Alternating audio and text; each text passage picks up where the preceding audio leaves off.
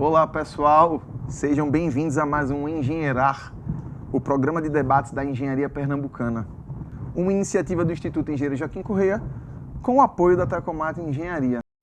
Nosso convidado de hoje é o engenheiro civil Fábio Serrano, especialista em inspeção, manutenção e recuperação estrutural, CEO da Facilitate, vamos conversar um pouco sobre a Facilitate aqui também, diretor da Apto Hub, com mais de 160 projetos de tecnologia e inovação aplicados na construção civil.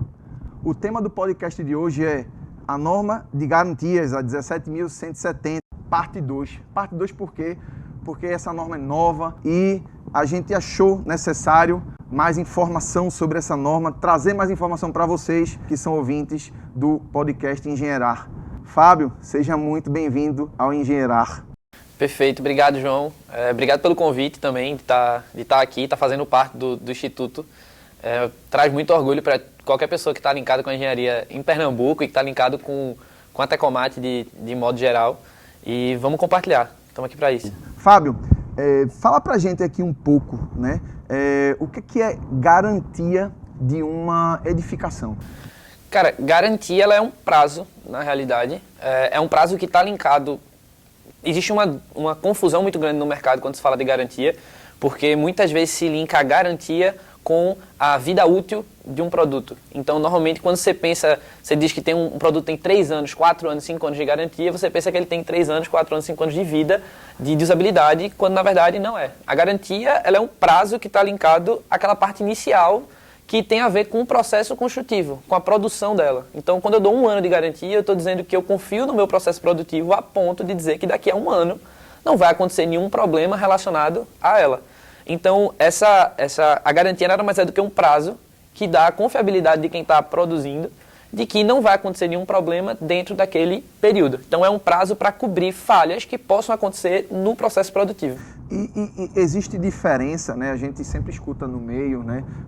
Garantia legal, garantia contratual, Código de Defesa do Consumidor, né? Existe diferença aí, conceitualmente, né, entre garantia legal e garantia contratual? Existe bastante e assim, acho que é o que o mercado mais confunde, né? A gente vai falar mais lá na frente, mas assim, quando a gente fala sobre a Facilitate, a gente tem essa dificuldade de explicar ao condomínio, ao síndico, aos proprietários, essa diferença. Na realidade, a garantia contratual é a garantia que está no manual, no seu contrato junto ao teu fornecedor daquele produto. Então, no caso do nosso mercado, a gente está falando da construtora e o cliente dela. No caso de um mercado, por exemplo, de veículos, a gente está falando da montadora e do cliente que está recebendo. Então, a garantia contratual é a garantia que eu dou sobre o meu produto, de acordo com a confiança que eu tenho no meu processo produtivo. Obviamente, você tem que estar linkado a alguns parâmetros para justificar aquilo, né? Não é porque eu não confio em nada que eu não posso dar garantia nenhuma, essa mecânica não vai funcionar.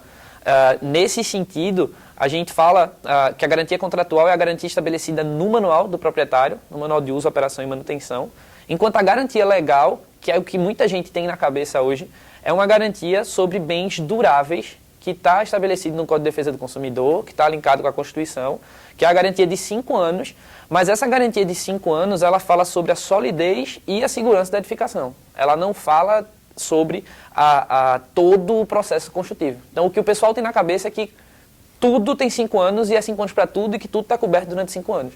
Então, é um trabalho de doutrinação que a gente acaba fazendo lá também, para explicar que, assim, são 5 anos sobre solidez e segurança e a própria norma de garantias, ela já linka tudo que tem a ver com solidez e segurança com 5 anos. Então, ela comunica primeiro com a lei, tudo se entrelaça nesse processo, enquanto as normas e a garantia contratual, ela trabalha prazos diferentes. Então, você vai ter o revestimento de gesso com prazo, você vai ter o piso com outro prazo, as esquadrias.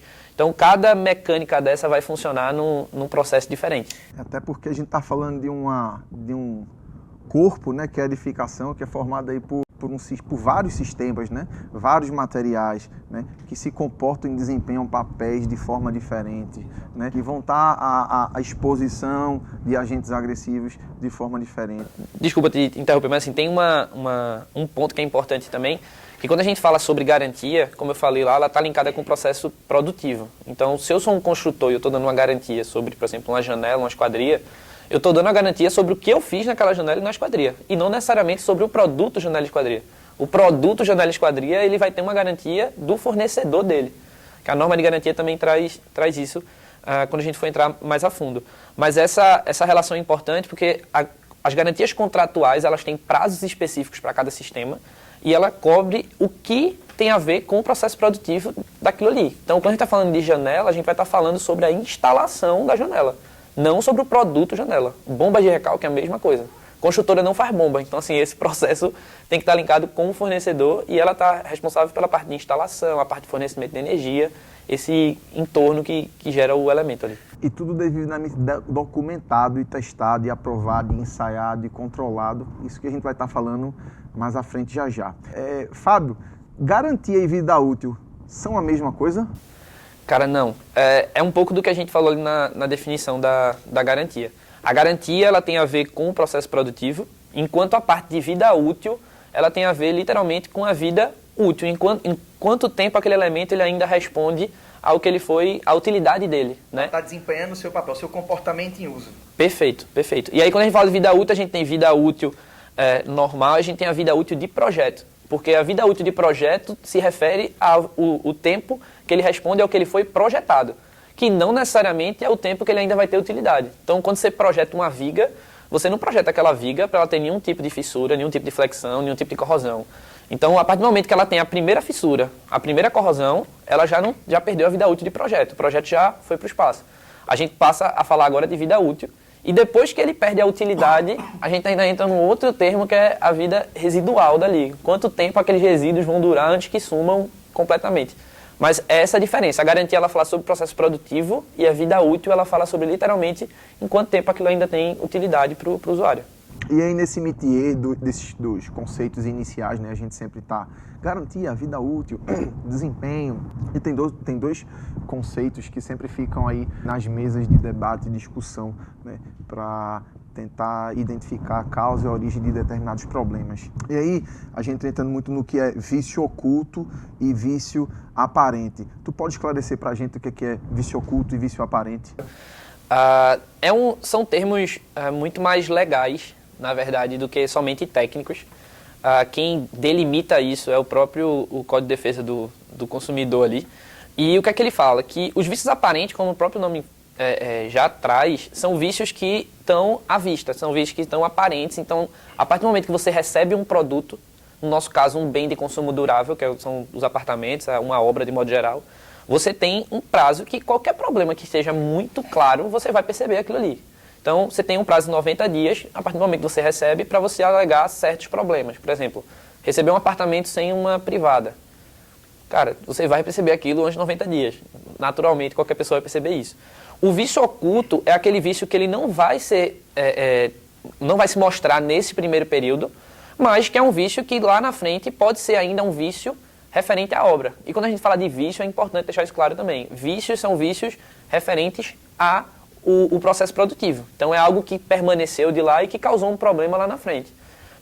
Então, quando a gente fala sobre vícios ocultos, são vícios que você não vai ver nesse primeiro momento, mas que vão causar um problema lá na frente. Então, se você tiver um resíduo dentro de uma tubulação de esgoto, você não vai perceber, mas aquilo, com o tempo, pode causar uma sobrecarga, pode causar um processo que não seja natural. E aí, o que a lei fala é que esses vícios ocultos, você, ao perceber, você tem 90 dias do momento que você percebeu para você acionar o teu produtor para, enfim, resolver aquilo ali. E aí começa uma disputa muito grande, porque assim, você tem que contar com a confiança do usuário de que ele percebeu aquilo dentro de 90 dias e comunicou. E aí são algumas brechas que acontecem e que a própria norma ela vem para tentar fechar um pouco isso, né? A norma fala de falha, ela cita quais são as falhas que acontecem, ela vai permeando nesse processo. E por falar de norma, né, afinal de contas, o nosso tema central aqui é a recém-norma de garantias, a 17.170, né? Fábio, a quem essa norma atinge, né? Quem é que vai estar sob o guarda-chuva dessa norma? Cara, é engraçado porque ela meio que atinge todo mundo que está envolvido no processo produtivo. Assim, obviamente, os dois principais atores é o produtor e o cliente, né? Quem produz e quem recebe, mas ela envolve os projetistas, ela envolve os próprios moradores, ela envolve os fornecedores de materiais, ela envolve o incorporador e o construtor como pessoas diferentes ali dentro. Então, todo esse ciclo da cadeia, né, ela envolve. Então, se a gente fosse listar aqui os projetistas, os construtores, os fornecedores de materiais, os incorporadores e os usuários que estão lá na ponta. E sob o ponto de vista de construção, né? Ela abrange que tipo de construções? Isso também foi uma mudança legal da norma, assim. Legal no sentido de boa.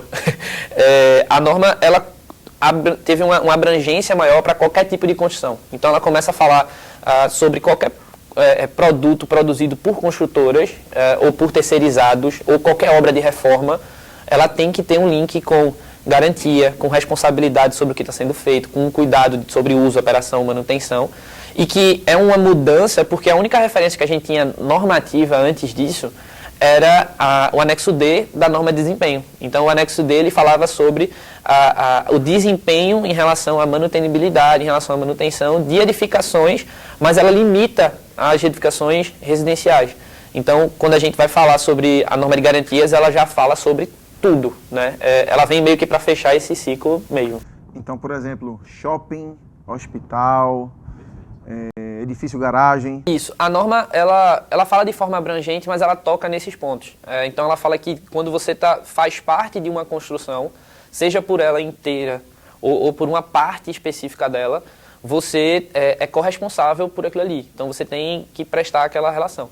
E se você começar a pensar, aprofundar, faz sentido. Porque quando tu está fazendo uma reforma, tu está mexendo em um produto que alguém fez anteriormente. E aí você pode alterar esse produto. Então, você tem que garantir que, o que eu estou mexendo, eu sei o que eu estou fazendo, eu dou garantia sobre isso.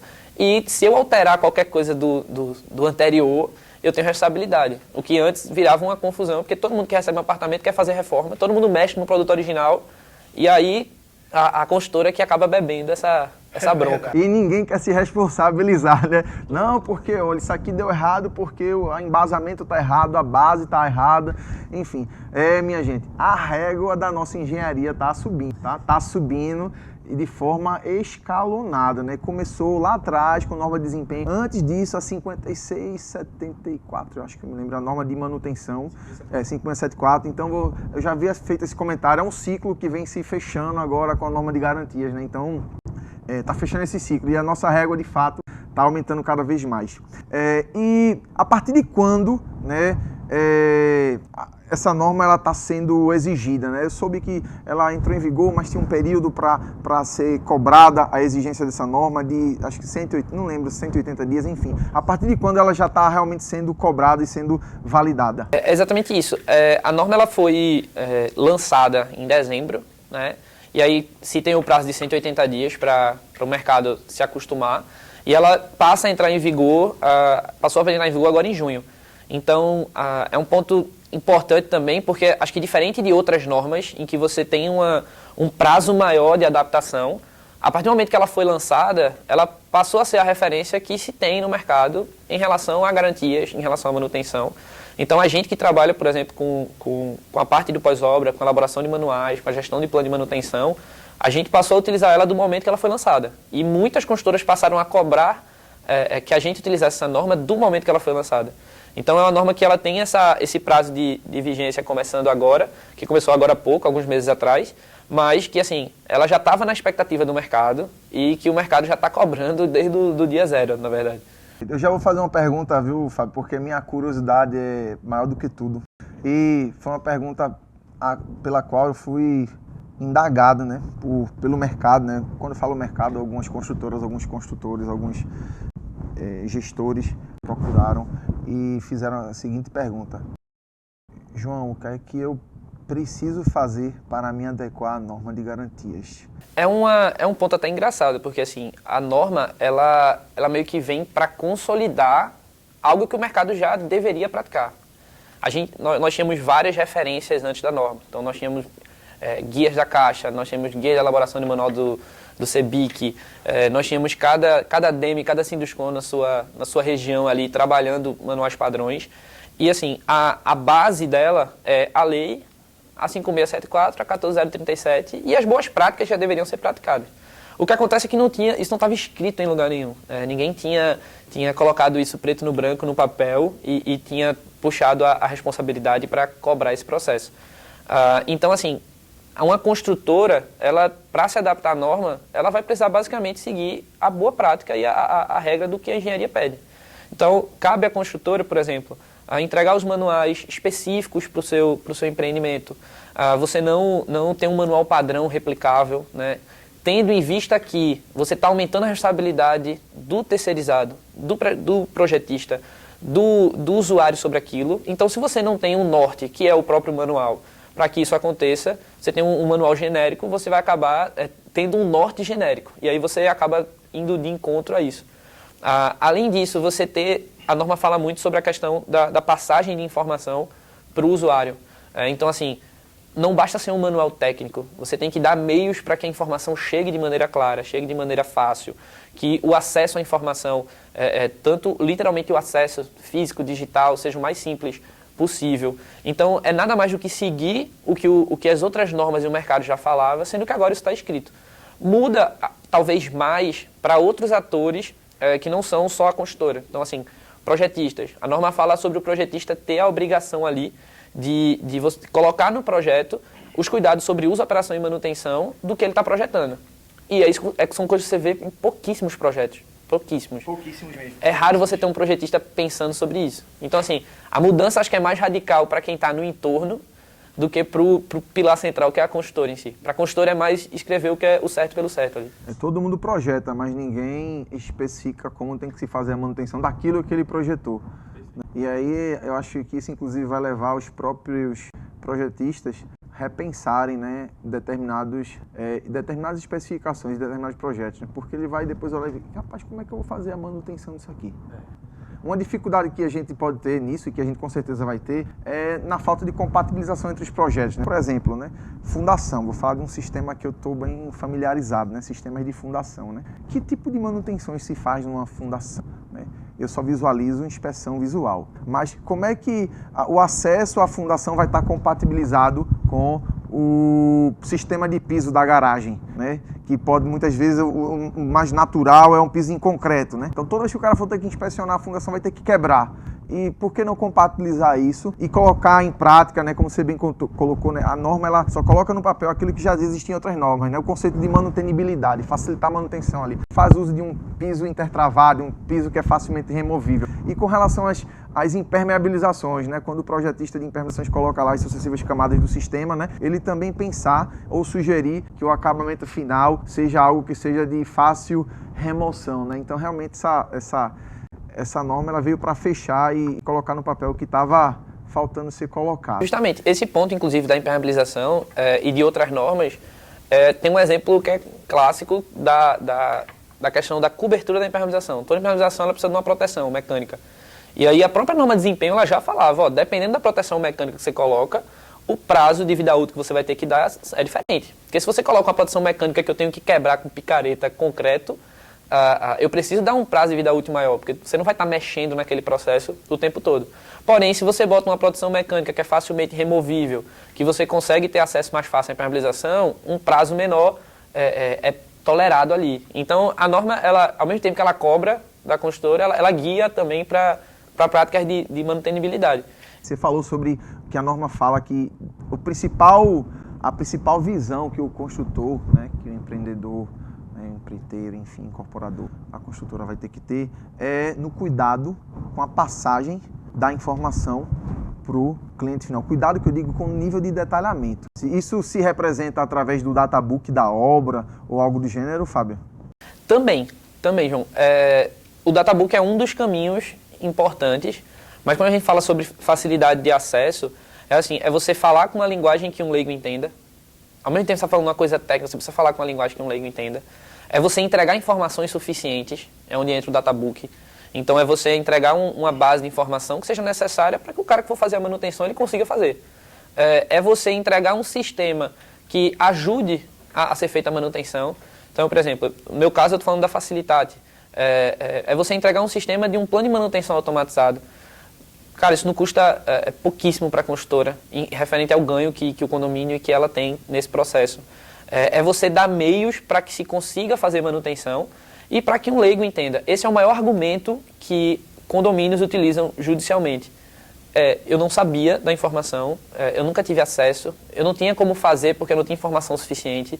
Então, a facilidade de acesso à informação, os caminhos para se fazer manutenção são primordiais. Inclusive, a manutenibilidade é um caminho para isso, né? Manutenibilidade é a facilidade que você tem de realizar a manutenção. De realizar a manutenção. É você pensar nela previamente. Exato, no âmbito de projeto. Você projetar algo que você consiga andar ali. Então, acho que o databook é um dos caminhos que envolve esse processo. Perfeito. Ô Fábio, e como é que se definiam as garantias antes da norma? Então, a gente não se tinha além da parte de solidez e segurança, que era legal, que são 5 anos, então normalmente todos os elementos que estão linkados com a solidez e segurança da edificação, a parte de fundação, estrutura, superestrutura, etc., normalmente já se tinha essa referência mais forte. E a outra maior referência que a gente tinha era a tabela de garantias da Caixa, que é limitada, que fala sobre uma base específica que a Caixa trabalhava. Alguns elementos que você não tinha referência, você ia buscar a referência dos fornecedores. Então, por exemplo, equipamentos, de modo geral, bombas, esquadrias, você vai buscar o que é que o fornecedor está dando de garantia para você seguir a garantia dele. A construtora normalmente fazia isso. Eu vou ver o que é que o fornecedor está dando porque eu sigo a dele e aí tudo que acontecer eu consigo fazer esse repasse. Porque você não tinha um norte tão grande. Então, assim, era uma montagem, era uma composição praticamente de custo ali de garantias. Você ia pegando um pouco de cada parte. A referência maior que a gente tinha legalmente era a solidez e segurança. A Caixa é uma instituição muito forte, então, assim, é uma referência muito boa também. E o que o mercado espalhava como referência. Os guias do CEBIC, os próprios manuais padrões que as ADEMES e Sinduscons produziram, mas nada normativo. Você não tinha uma norma que falasse especificamente sobre a garantia que deveria ser dada. Você até tem normas que falam sobre manutenção. Então, você vai para a parte de instalações, você fazer um manual, você precisa beber várias normas. Então, essas normas, elas guiam isso. Mas sobre garantia especificamente, não. A norma trata sobre responsabilidades, quem é responsável pelo quê, o que ela traz de responsabilidade? Ela traz muito, e assim, um ponto curioso é que ela trouxe muito mais responsabilidade para o usuário, que está na ponta, né, para o cliente final. Que eu acho que era quem tinha menos noção sobre esse processo e provavelmente é quem vai ter menos contato com a norma. Então cabe a gente que é do mercado fazer essa informação chegar. Em relação à responsabilidade, ela continua estabelecendo a responsabilidade, como a gente já vem falando, da construtora e do incorporador sobre você fazer a passagem de informação, você levar essa informação lá para a ponta, produzir manuais.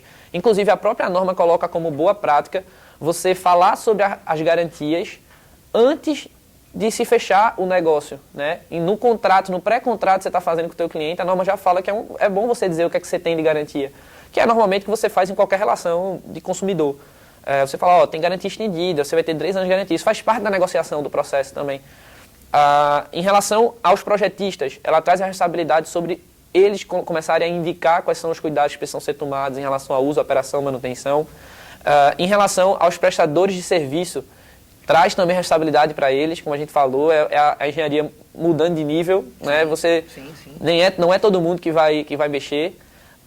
E em relação aos usuários finais, aí ela começa a trazer todas aquelas boas práticas que a gestão de manutenção, né, a 14037, a 5674 já falavam, de você ter que fazer todas as manutenções, você ter que registrar essas manutenções, você ter que guardar o registro, você tem que fazer a manutenção com a pessoa especializada para aquilo. Então, tem manutenções que pode ser feita pelo zelador, pode ser feita pelo síndico, não tem problema. Mas tem manutenção que precisa de um profissional técnico, tem manutenção que precisa de capacitação, você trabalhar em altura, não é descer qualquer pessoa numa cadeirinha para cuidar de uma fachada, que isso não vai resolver. Então, ela espalha um pouco essas responsabilidades, mas, assim, onde mais pesa, até porque é uma norma feita por engenheiros e por advogados, então, assim, ela mais pesa na parte do usuário, do cliente final, de que, assim, é realmente necessário fazer manutenção da maneira correta para garantir as suas garantias. Além de ter participado, né, no bojo ali, no backstage da construção dessa norma, né, você representa aqui a Facilitate, né? E aí eu quero que você fale um pouco o que é a Facilitate, pelo que diz o próprio nome, né? vai facilitar em muito a vida de muito usuário, né? E a relação do usuário com a manutenção, a gestão de manutenção e uma série de outras coisas. Mas em relação ao Facilitate, é muito isso que você falou. O usuário ele tem muita responsabilidade sobre aquele processo. A norma, como você falou, o mercado já estava preparado. Os consultores tanto sabiam como buscaram isso nos seus movimentos. Era algo sabido e desejado na realidade que você tivesse o preto no branco. Para o usuário, isso traz, como eu falei, muita responsabilidade, mas é uma responsabilidade sobre uma pessoa que tem uma capacidade técnica menor em relação a isso e uma pessoa que a vida dela não é aquilo. A vida do consultor é construir. A vida do usuário não é usar o prédio, né? Faz parte de várias atividades do dia dele. Então, assim, softwares como Facilitate, a gente atua na gestão do pós-obra, né? Gestão de manutenções e gestão de garantias no pós-obra. O nosso foco é tentar traduzir a informação o máximo para que o usuário que está na ponta consiga fazer manutenção, consiga controlar o que é a restabilidade dele, o que não é, dentro do ambiente mais simples possível. Então, assim, nós já fazíamos manuais há muitos anos, né? Não tinha nem o nome de Facilitate ainda, era um produto abarcado dentro da Tecomate. E se teve a ideia, em 2018, de criar uma solução que fosse um manual digital, um manual que trouxesse simplicidade àquele processo. Em vez de dar um livro com 200, 300, 400 páginas para um usuário, vamos dar um aplicativo em que ele consegue acessar as mesmas informações que estão no livro de maneira muito mais simples, prática e no dia a dia. A gente passa muito mais tempo no celular hoje, se brincar, do que dentro de casa. Então, o Facilitate surgiu com essa ideia e fomos entendendo que, na realidade, a simplicidade de acesso à informação, a facilidade de acesso à informação era um meio, mas o fim era manutenção. O fim era gerir, o fim era saber fazer manutenção, saber controlar essas manutenções. E aí a gente começou a movimentar o software nesse sentido. Então, hoje o software ele tem a parte do manual digital, sim, mas ele tem um foco grande em permitir que o usuário faça a manutenção, ter uma agenda de manutenções para ele, lembrar do que ele precisa fazer. Dentro da agenda ele consegue registrar as manutenções que ele está fazendo, né? Dependendo do responsável, se é uma empresa especializada, capacitada, se é o próprio equipe de manutenção do condomínio, trazer diferentes registros para aquilo. Então, basicamente, a gente já vem fazendo desde 2018 o que a norma começou a cobrar agora e a gente vem doutrinando o mercado nesse sentido. Então, surgiu como uma facilidade de acesso à informação e depois a gente entendeu que, na verdade, o foco e o ganho estava em permitir aumentar a saúde do condomínio, aumentar a saúde do prédio e, principalmente, a relação entre a consultora e o cliente, que é uma relação extremamente conflituosa, através de simplicidade de acesso à informação. Então, hoje é uma tecnologia que ela vai embarcada no prédio para o usuário final. Então, a consultora já entrega com o Facilitate. O Facilitate tem quantos anos? A gente faz 5 anos esse ano. 5 anos, então começou a ocorrer bem antes da publicação da norma de garantias, né? Como é que é a operacionalização disso, né? Porque assim, imagine que um usuário, né, um engenheiro, um arquiteto, um estudante de engenharia, um estudante de arquitetura, né, ele tá escutando a gente e, rapaz, como é que isso funciona? Como é que isso, em linhas gerais, como é que isso funciona? Cara, em relação a esse prazo de ser antes da norma de garantias, é muito verdade e foi muito motivado pela norma de desempenho, na verdade. Quando a gente viu que se tinha um movimento normativo voltado para manutenção, já era um produto que a gente já fazia o manual, e a gente sentia na ponta o próprio mercado falando que o manual ele tem muita informação, mas era pouco consultado. E aí a gente juntou com a ideia da norma de desempenho, foi uma empresa fundada junto com o mercado, e a gente teve a ideia de criar o software. Fomos a primeira iniciativa desse tipo no Brasil. Hoje, a gente já tem um mercado bem movimentado nesse sentido, e é muito legal ver que começou aqui dentro de casa. Em relação à operação, como é que a gente faz hoje? Primeiro, você precisa elaborar um manual de operação e manutenção. Não tem como não elaborar. É legalmente obrigado, e com a norma de garantias aumentou muito mais a responsabilidade sobre isso. Mas a gente elabora o manual como uma base técnica para alimentar a plataforma. Então, o manual elaborado, nós inserimos as informações na plataforma, treinamos o síndico, treinamos a construtora. Então, a gente tem essa parte de uma camada de serviço, de acompanhar também o síndico na jornada dele. E a gente libera a plataforma para os síndicos, proprietários e para a construtora gerir o pós-obra. Então, é um ambiente em que eles têm toda a informação já alimentada e que se comunicam através dele. A parte da elaboração do manual é um produto técnico de engenharia, mas a gente brinca nesse sentido, que o Facilitate ele nasce da engenharia com a tecnologia. Porque assim, a gente não pode largar a engenharia em momento nenhum, e a tecnologia ela vem para facilitar esse processo. Um prédio antigo, vamos colocar dessa forma, tem a possibilidade de ser agraciado aí pelo Facilitate para ajudar lá na gestão da manutenção? Cara, tem. Não foi, num primeiro momento, um foco de mercado nosso, mas não por falta de adaptabilidade da plataforma.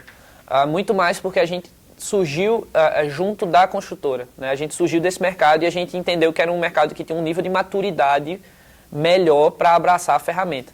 Mas é super possível a gente aplicar, inclusive a gente tem condomínios hoje com 15, com 20 anos dentro da plataforma, e a mecânica muda um pouco, né? A gente não é mais um trabalho em que a gente vai elaborar do zero as informações junto com a construtora. É um trabalho em que a gente vai mais beber o que a gente tem de informação junto do condomínio. Muitas vezes as informações vão se perder, né? Porque você não tem ali um software, você não tem um QR Code atrelado ao apartamento, você acaba perdendo essa informação.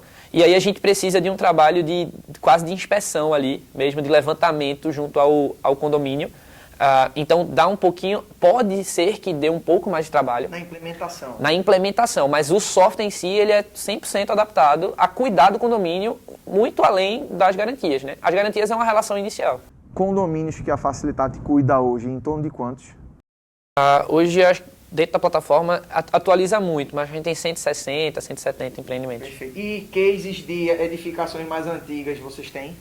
Nós temos. Como eu falei, não é um foco de mercado nosso, mas eu creio que tem pelo menos uns 15 aí desse grupo que foi nesse sentido. Pelo menos um pouco mais de 10%.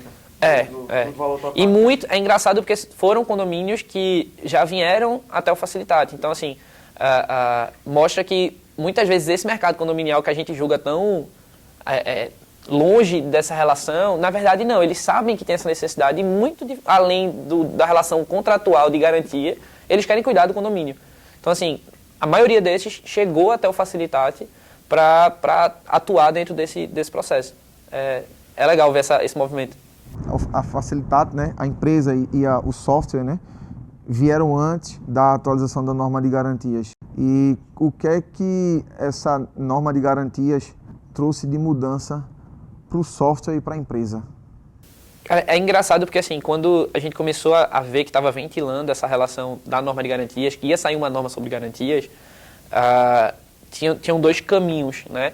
Um caminho que a gente pensou possível era o nosso mercado reduzir, porque a gente pensou, bom, vai sair uma norma agora que fala praticamente tudo que um manual precisa fazer, precisa ter e toda essa relação. Então pode ser que esse ativo nosso venha enfim, ter uma reação negativa ali nesse processo.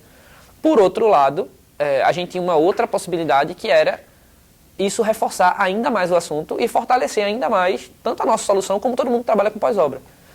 E foi justamente esse segundo cenário que aconteceu, né? As construtoras elas estão cada vez mais preocupadas, o mercado está cada vez mais prestando atenção, tanto é que a gente está conversando aqui sobre isso agora, e assim, em relação a foco, deu uma mudada muito grande do mercado nesse sentido.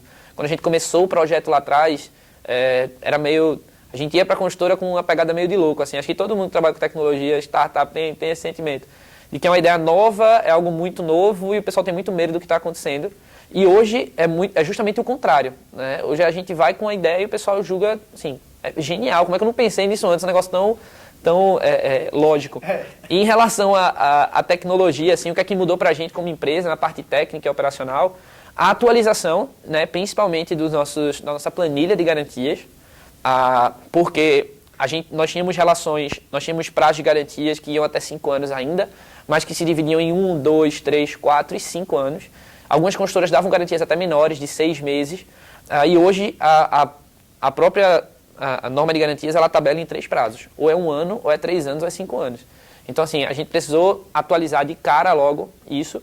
E, assim, todo o resto da relação, que a norma fala de responsabilidades, como eu falei, ela bebe muito do mercado, do que já tinha. Então, assim, não foi uma grande mudança nesse sentido. O que mudou foram principalmente os prazos e as tabelas, né? E a nossa posição junto ao mercado de fortalecer essa relação. A gente começar a produzir conteúdo nesse sentido, a gente começar a explicar às consultoras que, aquele prazo que você dava de 6 meses agora não tem como mais. É 1 ano, 3 anos ou 5 anos, dependendo da relação desse sistema com a lógica de manutenção ali. Mas assim, foi a principal mudança para a gente, foi definir quais são os prazos. Era uma dificuldade muito grande que o mercado tinha e a gente acabava sendo consultor. Então, a gente acabava tendo que cada consultor, cada projeto, a gente dizer quais eram os prazos que o mercado atuava e dizer se ele ia querer trabalhar aquilo ou não. E aí, Fábio, para a gente poder fechar nosso podcast aqui, nossa conversa, que foi uma conversa muito, muito boa, diga-se passagem, né? O que é que você, né, que está aí uma startup, né, que está trabalhando com inovação, com tecnologia, que está assim, na ponta do novo, né? Vamos dizer assim, o que é que a gente pode esperar para o futuro, né, de novas tendências, de novos desenvolvimentos que melhorem aí a relação consumidor e quem está produzindo, né, que melhorem as relações de manutenção, de garantia, né? O que é que a gente pode esperar para o futuro? É difícil você ir em um único ponto, então eu vou ser mais generalista em relação ao que a gente acredita de tendências e o que a gente está vendo. A pandemia, quando a gente estava conversando aqui, a pandemia ela ajudou a acelerar esse processo, né? Então assim, você passou muito mais tempo dentro de casa, você passou a conseguir ser o que a gente chama de nômade digital, então você não precisa mais trabalhar literalmente físico no escritório, e isso aumentou o nível de cobrança, principalmente do usuário, é o que a gente vê muitas consultoras falando nesse sentido. Então você nunca mais somente uma casa que você vai dormir, acordar, vai sair, vai trabalhar e vai voltar. Muitas vezes você está passando mais tempo dentro de casa. Então, assim, o nível de exigência aumentou bastante. E com isso, a gente precisa aumentar o nível de qualidade dos produtos também, né? Então, um desafio muito grande que as construtoras enxergam hoje, o mercado de construção, é como você atender o nível de exigência que está sendo pedido, mantendo uma margem ali que seja trabalhável, né? Porque, assim, o processo produtivo não mudou, o preço de materiais aumentou, e como é que você vai fazer isso? Aumentar o nível de exigência, aumentar o nível de entrega nessa relação. E acho que é aí que a tecnologia entra. É aí que soluções como Facilitate, como várias outras que estão trabalhando nesse mercado de construção civil, né, que a gente chama de Construtech, elas vêm para você aumentar a qualidade ao mesmo tempo que você consegue trabalhar em massa, você consegue reduzir custo, otimizando processos. Então, assim, por exemplo, uma relação de otimização, no nosso caso, a gente consegue reduzir o volume de chamados que uma consultora recebe, né? Uma consultora de alto padrão, ela recebe um chamado, cada vez que o telefone toca, custa em média R$ 2.400 para ela. A gente tem dados de mercado para isso. Então, assim, é um valor muito alto e que não se mede. Normalmente, isso não está considerado no orçamento. Então, assim, eu acho que as startups e o mercado, ele tende para isso. Um aumento da cobrança na relação de consumo. O consumidor, ele quer mais, ele quer melhor, né? Uma necessidade do mercado em si de se adaptar a essa realidade, e eu acho que a tecnologia, até a mudança de comportamento de mercado vem para tentar suprir essa tendência, né? Então, acho que na nossa visão, são assim, cidades mais inteligentes, mais tecnologia aplicada ao processo produtivo, não só à entrega, né? Ser aquela tecnologia que realmente vai ajudar a otimizar o processo como um todo, a gente acha que é o caminho mais lógico aí. Ok. Fábio, estamos chegando ao final aqui do nosso podcast, tá? Eu quero deixar aqui o nosso agradecimento aqui do Instituto Engenheiro Joaquim Correia pela brilhante conversa. Foi um prazer imenso, né? Estamos esperando a pizza. E passar a palavra a você aí para o recado final e deixar seu contato. Perfeito. Pessoal, queria agradecer primeiro ao Instituto, né, a vocês, João, pela conversa. É muito legal, como eu falei, a gente tá vivenciando esse momento, a gente tá passando por esse processo de adaptação à tecnologia, do mercado está cada vez mais bebendo isso e enfim, se tornando aceitável, né? A gente não somos mais tão loucos quanto éramos taxados antigamente. E cara, a gente está à disposição, quiser falar sobre manutenção, sobre gestão, sobre tecnologia também, por que não? O Facilitate está à disposição, né? Se procurar nas nossas redes sociais, o Instagram é Facilitate.co, né? CO de company. Enfim, LinkedIn, achando Facilitate acaba me achando também. Estamos por lá. Fábio, muito obrigado Pessoal, quero agradecer a vocês aí por terem acompanhado a gente até agora e até o próximo podcast Engenheirar. Até mais.